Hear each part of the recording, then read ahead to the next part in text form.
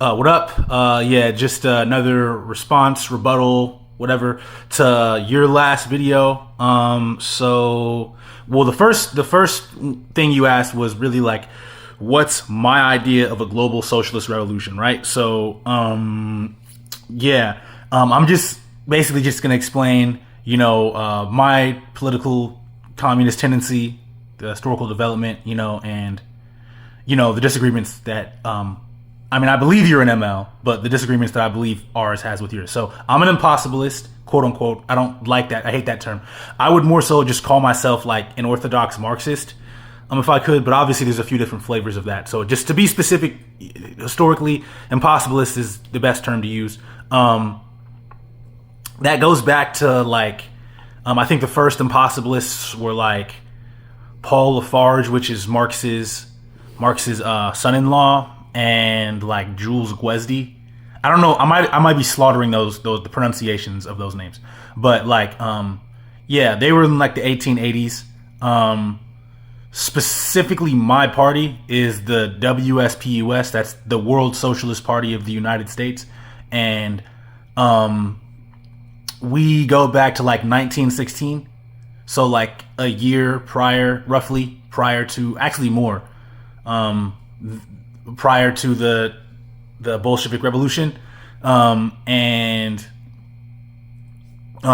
we were founded by like a few people, Americans who broke away from, I think it was like the Socialist Party of America, plus some people who had came over from our sister party, the Socialist Party of Great Britain. So it's basically, we're in international org called the World Socialist Movement. The American counterpart is the WSPUS. The British counterpart is the SPGB. So the SPGB is the oldest party in the WSM. And they were founded in like 1905. It was like a breakaway from, I think the SDF, Social Democratic Federation, I think is what that stood for. One of the founders, I believe the founders, or at least just a major leader in it, was like, I think his name was Henry Hindman. He had beef with like Engels, because Engels didn't like the guy because he was a reformist, and that ends up being why the SPGB, the people who founded the SPGB broke from the SDF over reformism, right? So this is like a long kind of a history, years before ML even became a thing. Like, obviously, Marxism, Leninism really wasn't a thing until Lenin died. I think that was 1924.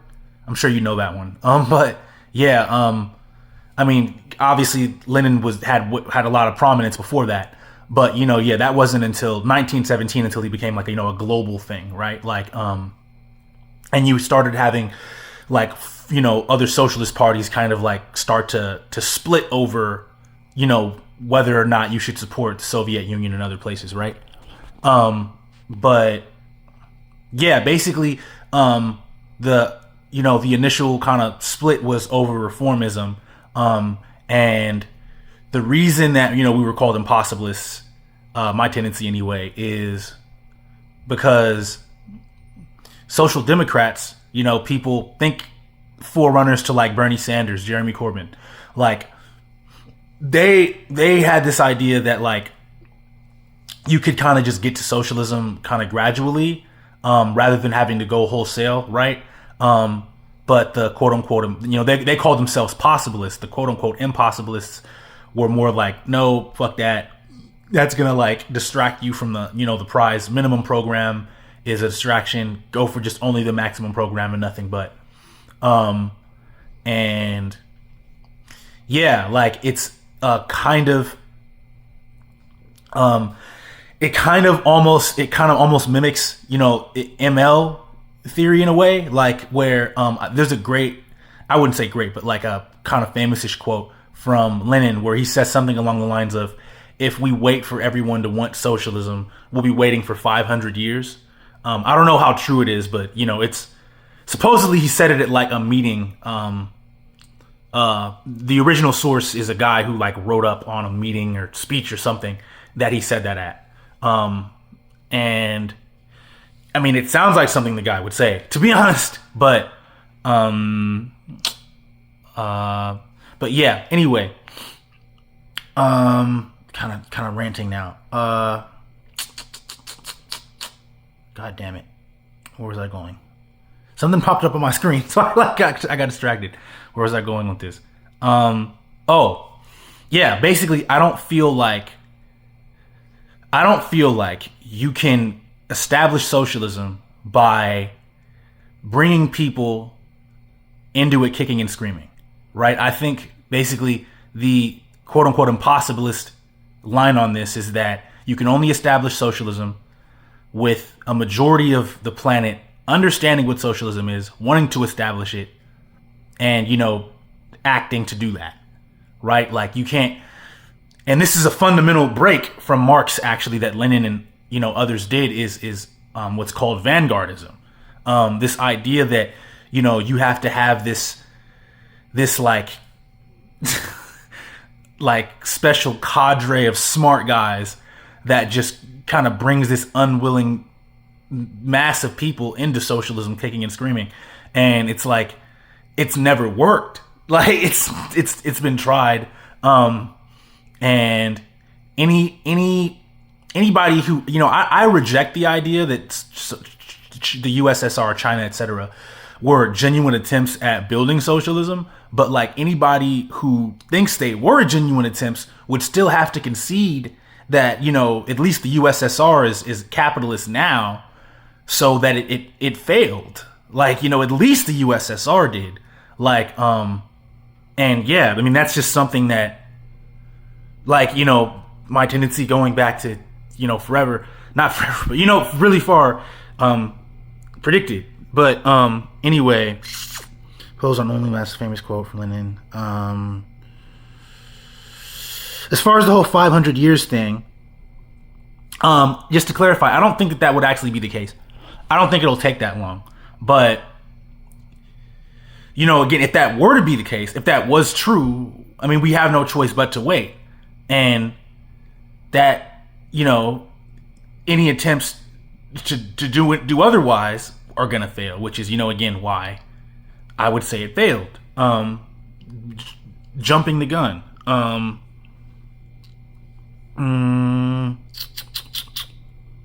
So they failed. So yeah, just to clarify, my idea of a global socialist revolution is the same thing Friedrich Engels said in the Principles of Communism. He said it would either be the entire planet or, at minimum, the most powerful countries in the world implementing socialism simultaneously.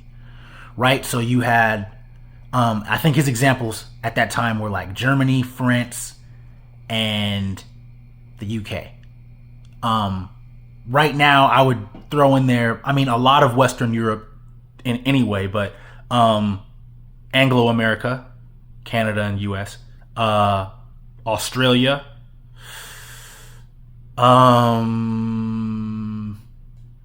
China, Russia, maybe Japan. Like there'd be a few more countries, but same general gist and idea.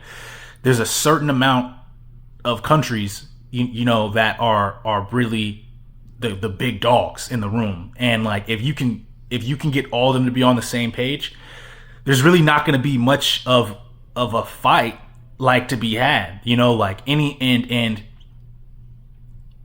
attempts from, like, if there were to be smaller countries that don't want to go along, like, the bigger countries would have the military power and might, and artillery. Like they wouldn't win. Like, even if, and that's the thing, and again, when I say majority, like, this has to be the vast majority, right? Like, I'm not even saying like half of the countries, these powerful countries being on pro-socialism and the other half being pro-capitalist. Like, it would, like, if it's any more than like, all those countries I named, if it's any more than like one or two of those being pro-capitalist against the rest, then it's probably not going to work. Like, it has to be like most of those countries for sure to really work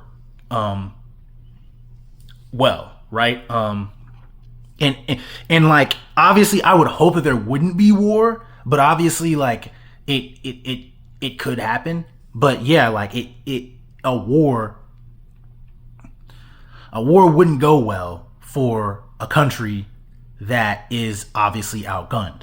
Like So you're talking about having to rebuild the country. Again, there could be war. You may have to rebuild it after the war, but really region. That's the other thing I wanted to clarify is like, it's really, you're talking about rebuilding like your region, like, cause there's not going to be countries, if you're talking about socialism. But anyway, all that would be done during the dictatorship of the proletariat. Again, the dictatorship of the proletariat is the last phase of capitalism.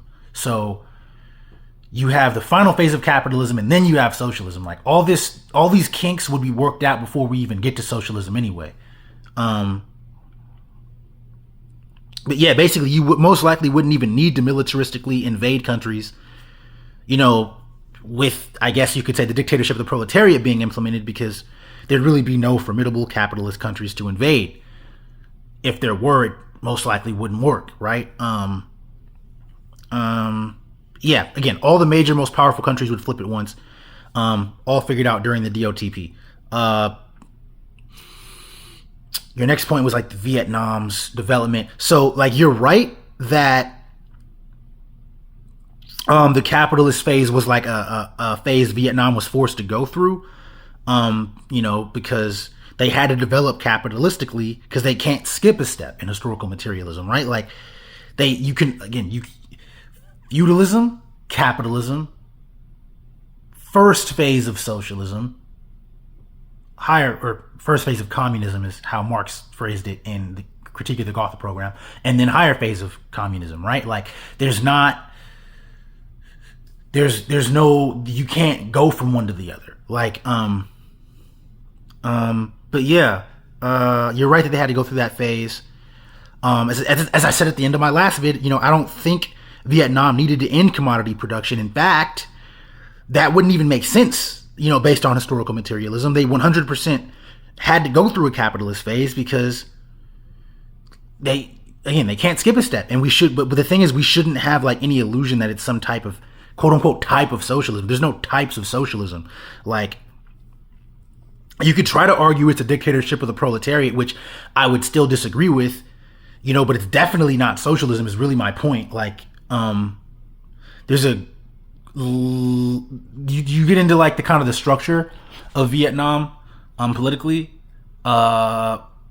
and there's a video from Vicky 1999, Vicky, maybe, I don't know, but anyway, they kind of run down a little bit of the Vietnam's history and then like kind of their governmental structure.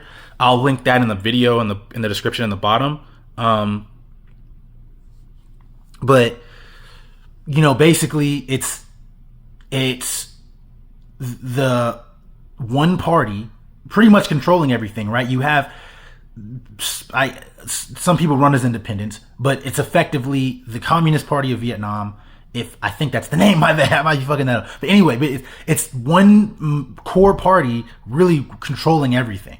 You vote for the representatives in your area, but they vote for everyone else. And among the party.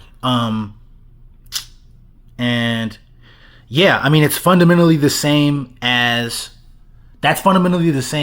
like regular bourgeois capitalism, because the party reps become the oligarchy. There's a big issue with bribery in Vietnam. Yeah, it's basically just the capitalists being ossified more plainly with the state, kind of by skipping the extra step of lobbying the state and just being the state itself. Like, it's like the state becomes the capitalist class. And yeah, the state directs private enterprise, but the people don't really control the state. Like, they vote for their representatives. I'm not sure how like fair their elections and shit are. Obviously, we have a lot of, issues with unfair elections in third world countries, Philippines being one, right? Like, I haven't looked too much into how fair Vietnam's elections are, but regardless, like, at the end of the day, even in Western countries, like, we don't really control the government, bro. Like, I think we can all agree on that. But anyway, you get into like decentralization. I mean, by decentralized, I meant like different resources would be produced and distributed at different tiers. So food would be like completely localized. But, you gave the example of steel, for example, and that would most likely be completely globalized with like varying degrees of tiers, of products between that.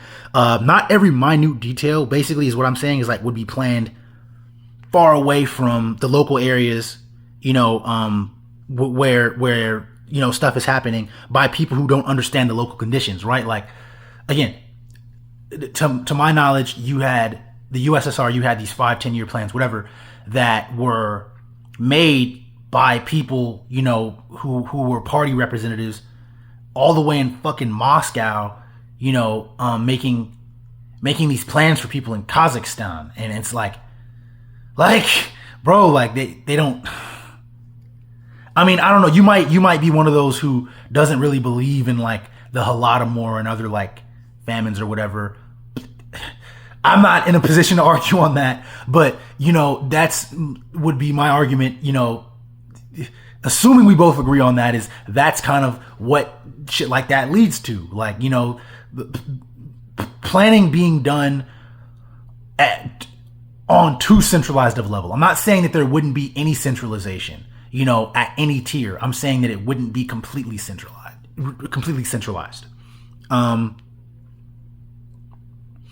I can't remember what you said. You said something about markets, but I should have wrote down what you said. Anyway, there would be no markets or countries.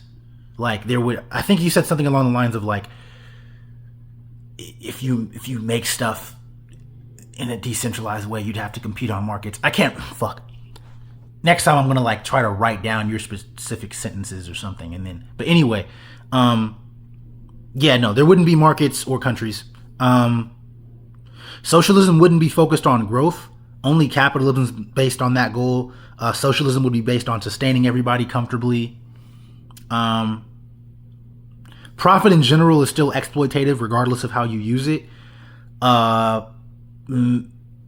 Maybe you meant like surplus value. Surplus labor isn't inherently exploitative, but socialism would have minimum surplus labor, really just done to cover like the resources of those that can't work, like children, young adult students, elderly, handicapped, etc. Right? Like you would have surplus labor done specifically for people who can't work, not for people who don't want to. You wouldn't have, like, right now you have surplus labor being done to create surplus value for a fucking leeching capitalist class, right? Like that wouldn't be happening. But yeah, there would still be surplus labor to an extent, right? Under socialism, but there would definitely be no profit because there wouldn't be money. Capitalism itself has nothing to do with how profit's used. Maybe different types of capitalism can be defined that way, but not like capitalism itself. Capitalism is defined as an economic system based on private ownership of the means of production and production for use. Profit is not in that definition. How you use the profit isn't in that definition. There could be different, again, you have like kind of welfare states, right? Like Nordic countries, and you have more like, states with more deregulation, less like, of a social safety net, kind of like America, right? So those are examples. Well, I guess that's more examples of taxes, but I think, you know what I'm trying to get at? Like, there could be different ways. You could define capitalism in different ways within, varying degrees of how you use the profit, but it's not defined solely on how the profit's used. But,